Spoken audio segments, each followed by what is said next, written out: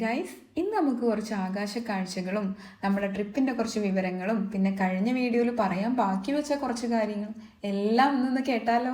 നമ്മുടെ ഈ ഒരു ഹോളിഡേ ട്രിപ്പിന് നമ്മൾ റെയിൻ എയർ ആണ് ചൂസ് ചെയ്യുന്നത്. മെയിനായി യൂറോപ്യൻ കൺട്രീസിലെ സർവീസ് ഉള്ള ഒരു എയർക്രാഫ്റ്റ് ആണ് റെയിൻ എയർ. ഓൾമോസ്റ്റ് എല്ലാ യൂറോപ്യൻ കൺട്രീസും അടുത്തായതുകൊണ്ട് മോസ്റ്റ് പ്രിഫറബിളി എല്ലാവരും യൂസ് ചെയ്യുക റെയിൻ എയർ തന്നെയാണ്. ഒന്നുകൂടെ അതിന്റെ മെച്ചം എന്ന് പറഞ്ഞിട്ടുണ്ടെങ്കിൽ ലോ കോസ്റ്റ് ആണ് റെയിൻ എയർ. നമുക്ക് ഡെൻമാർക്കിൽ നിന്ന് ഒരു 1.5 മണിക്കൂർ ട്രാവലിങ്ങേ പാരീസിലോട്ടുള്ളൂ. വളരെയധികം അഫോർഡബിൾ ആയിട്ടുള്ള രീതിയിലാണ് നമുക്ക് ഫ്ലൈറ്റ് ടിക്കറ്റ് കിട്ടിയത്.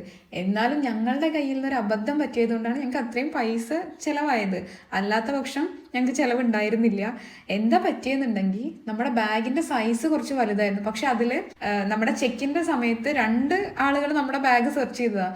അതിൽ ഒരാൾക്ക് ഓക്കെ ആയിരുന്നു, മറ്റേ ആൾക്ക് ഓക്കെ അല്ല. ആ ഒരു കാരണത്തിന്റെ പേരിലായിരുന്നു നമ്മൾ ഒരു ആവശ്യമില്ലാണ്ട് നമ്മൾ ആ ഒരു പേയ്മെന്റ് നടത്തേണ്ടി വന്നത്. അവരത് പറയുന്നത് കേൾക്കുക എന്നല്ലാണ്ട് നമുക്ക് അവിടെ വേറെ ഒന്നും ചെയ്യാൻ പറ്റില്ല. അവരുടെ അടുത്ത് ആർഗ്യൂ ചെയ്തിട്ട് ഒരു കാര്യമില്ല, അവരത് കേൾക്കാൻ പോണില്ല. അതുകൊണ്ട് തന്നെ നമ്മൾ പേയ്മെന്റ് ചെയ്തിട്ട് നമ്മൾ നമ്മുടെ ട്രിപ്പ് സ്റ്റാർട്ട് ചെയ്തു. എങ്ങനെയായാലും നമ്മുടെ ട്രിപ്പ് അടിപൊളിയായിരുന്നു. കൂടാണ്ട് ഈ ആകാശക്കാഴ്ചകൾ നേരിട്ട് കാണാൻ അതിലും അടിപൊളിയായിരുന്നു.